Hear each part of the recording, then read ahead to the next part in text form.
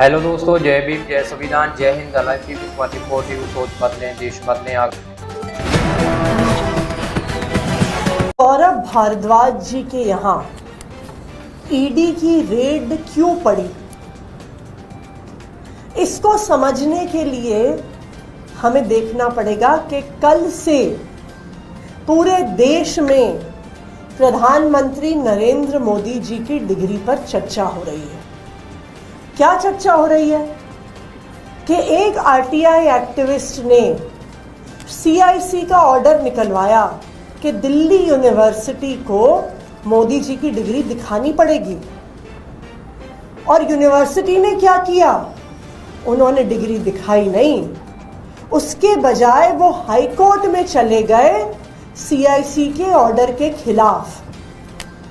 तो पूरा देश ये जानना चाहता है कि ये कैसी यूनिवर्सिटी है जिसको इस बात पर गर्व नहीं है कि देश के प्रधानमंत्री, और भारतीय जनता पार्टी तो कहती है कि दुनिया के सबसे बड़े नेता, दुनिया के सबसे यशस्वी प्रधानमंत्री, तो ऐसा कैसे है कि उनकी यूनिवर्सिटी को इस बात पर गर्व नहीं है कि मोदी जी दिल्ली यूनिवर्सिटी से पढ़े हैं।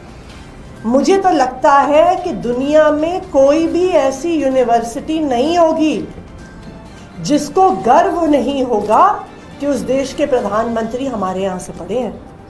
आप प्रधानमंत्री छोड़िए, रेखा गुप्ता जी जो दिल्ली की मुख्यमंत्री हैं, जब वो मुख्यमंत्री बनी तो दिल्ली यूनिवर्सिटी ने उनको बुलाया, उनको सम्मानित किया, क्योंकि उनको गर्व था कि हमारी एक छात्रा दिल्ली की मुख्यमंत्री बनी।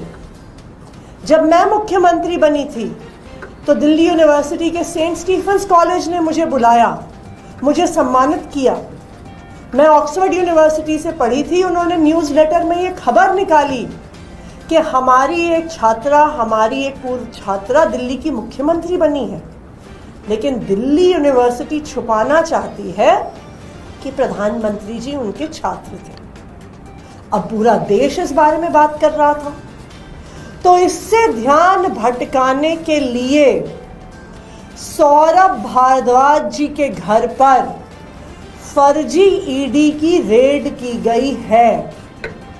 ये रेड 100% फर्जी क्यों है? क्योंकि जिस समय का ये मामला है, जब अस्पतालों के निर्माण का ये फैसला हुआ, तब सौरभ भारद्वाज जी मंत्री ही नहीं थे, वो उसके 2 साल बाद मंत्री बने। अब आप ही बताइए, ये तो बिल्कुल हास्यास्पद बात है कि आप मंत्री नहीं थे, आपके मंत्री के कार्यकाल शुरू होने से 2-3 साल पहले के फैसले पर आप पर रेड की जा रही है। ये तो ऐसी बात हो गई कि कोलगेट स्कैम या 2G स्कैम पर मोदी जी के घर पे रेड हो जाए, Commonwealth game scam, CNG fitness scam जो कांग्रेस के समय के मामले थे, उन पर रेखा गुप्ता जी पर रेड हो जाए। तो इसलिए ये बिल्कुल साफ है कि ये रेड बिल्कुल फर्जी है। मोदी जी की डिग्री के मामले से ध्यान भटकाने का तरीका है, आम आदमी पार्टी को डराने धमकाने का तरीका है।